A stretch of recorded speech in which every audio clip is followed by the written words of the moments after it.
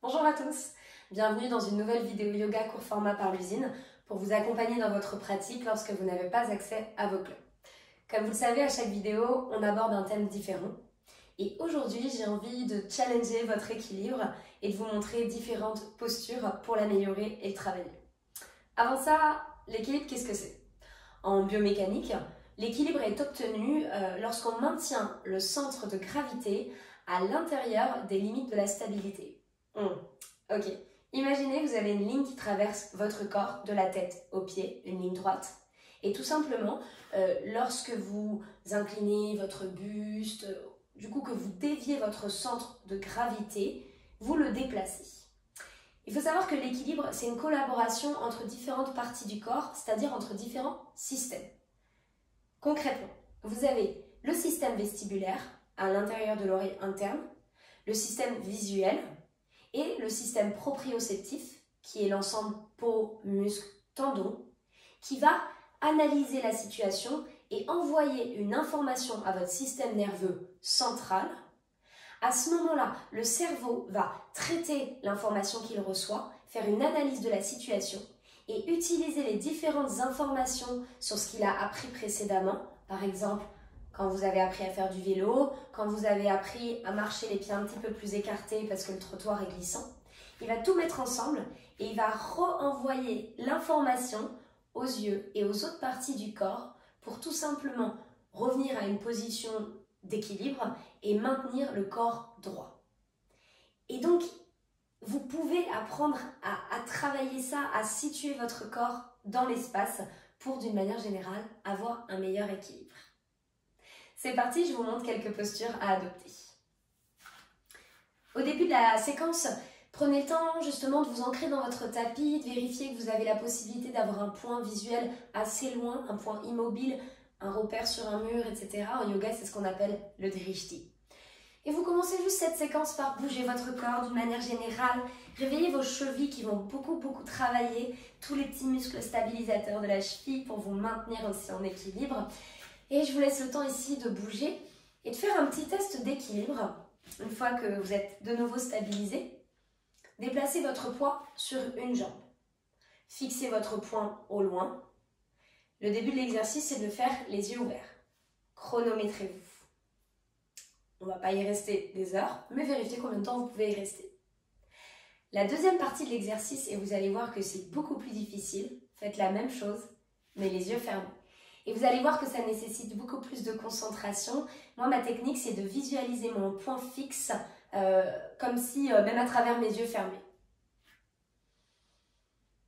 Et ici, prenez beaucoup plus le temps d'analyser, de ressentir. Même chose, si c'est possible, chronométrez-vous, les yeux fermés. Si vous tenez moins de 20 secondes en statique, il est fort à parier que votre équilibre est un petit peu précaire et donc raison de plus de travailler à toutes ces postures que je vais vous montrer.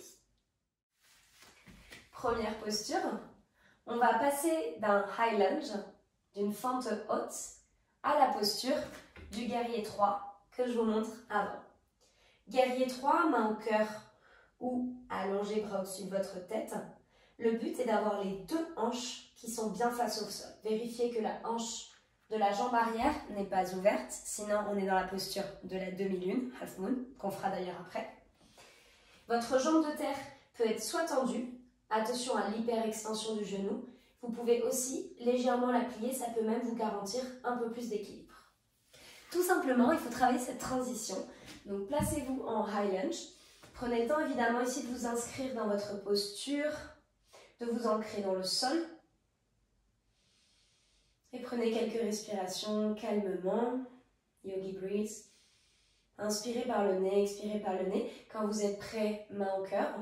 Tranquillement, basculez le poids sur la jambe avant. Votre ventre se rapproche de la cuisse et décollez le pied arrière en guerrier 3. Vérifiez une fois que vous êtes stabilisé que les deux hanches sont bien alignées, face au tapis, face au sol. Les omoplates resserrées, tirées vers les fesses. La nuque allongée. Votre drishti se situe à ce moment-là au sol pour ne pas casser la nuque. Et je vous vous encourage à rester ici le plus de respiration possible. Deuxième posture, un peu plus dans le mouvement. Tadasana, montagne pose, pied à largeur des hanches, paume de main tournée vers l'avant du tapis, rotation externe des épaules. Baissez les épaules, relâchez-vous et ancrez-vous dans le sol. Trouvez votre drishti, votre point visuel loin devant vous.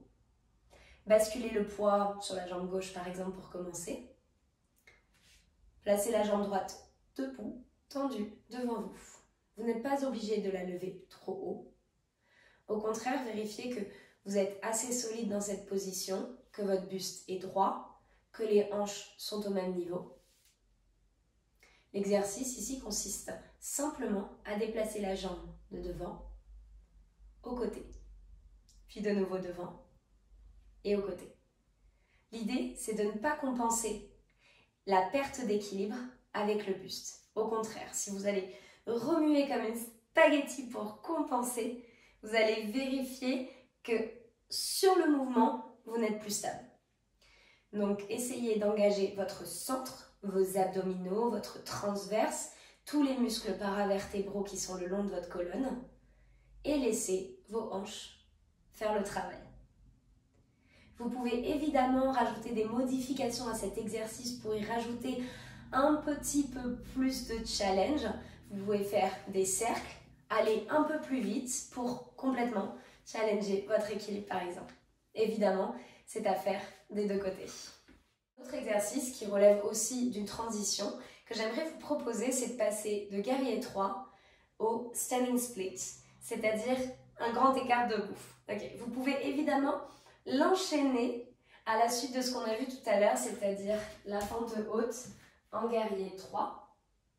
Et donc pour celui-ci, vous partez du guerrier 3. Encore une fois, vérifiez l'alignement de vos hanches.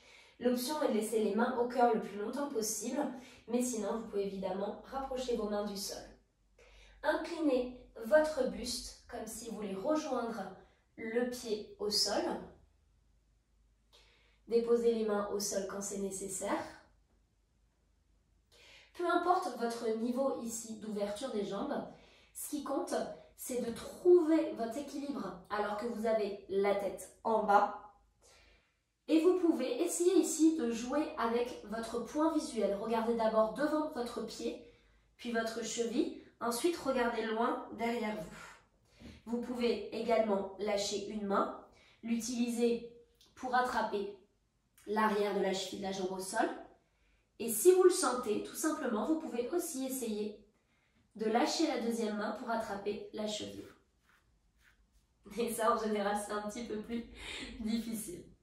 Je vous laisse travailler ici, essayer de trouver votre différentes formes d'équilibre dans cette position qui relève globalement de l'inconfort. Et en plus, elle vous apporte évidemment un super étirement de toute la chaîne postérieure de la jambe au sol. Dernière posture, plutôt un challenge pour cette séquence d'équilibre. N'hésitez pas à la refaire plusieurs fois pour essayer de comprendre, d'analyser qu'est-ce qui vous fait perdre l'équilibre. Est-ce que c'est parce que vous bougez trop vite la tête, votre système vestibulaire n'a pas le temps de s'adapter ou parce que vous changez trop rapidement de point visuel? Essayez vraiment de comprendre et d'apprendre à situer votre corps dans l'espace. Ça vous servira dans tous les cas dans votre vie quotidienne. On y va, c'est parti. Vous pouvez évidemment regarder d'abord la posture et la séquence avant de la pratiquer. C'est un peu compliqué de le faire en regardant un écran. L'idée, c'est de passer de guerrier 2, Virabhadrasana 2, à la demi-moon. La demi-lune. Ok. Vérifiez à ce que votre guerrier 2 ne soit pas trop grand, pas trop d'ouverture entre les deux jambes, puisqu'après, il vous faudra donner une légère impulsion pour partir basculer sur la jambe avant. Guerrier 2, la jambe avant, le genou est au-dessus de la cheville. Les hanches sont bien face au mur, toutes les deux, épaules au-dessus des hanches. Bras parallèles au sol, relâchez le visage, relâchez les épaules. Et ici, commencez déjà par engager votre centre, comme si vous vouliez serrer vos muscles autour de votre nombril. Prenez de grandes respirations et ancrez-vous dans la jambe avant. À la prochaine expiration, basculez le poids sur la jambe avant, décollez la jambe arrière tout doucement au début et donnez cette légère impulsion qui vous fera basculer. Veillez ici à ce que les deux hanches soient toujours parallèles, que la hanche du dessus soit bien au-dessus de l'autre. Ouvrez les bras et trouvez votre drishti. Si jamais vous avez besoin d'aide, placez un bloc sous votre main près du sol. Restez quelques respirations ici, le plus longtemps possible, et vous pourrez ensuite vous challenger en déplaçant votre drishti, votre point visuel. C'était la dernière pause, la dernière transition, celle-ci est vraiment challengeante.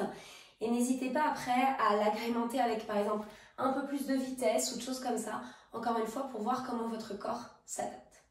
J'espère que cette séquence vous a plu, pratiquez-la le plus régulièrement possible, en plus c'est assez ludique comme posture. Et on se retrouve bientôt pour une nouvelle vidéo.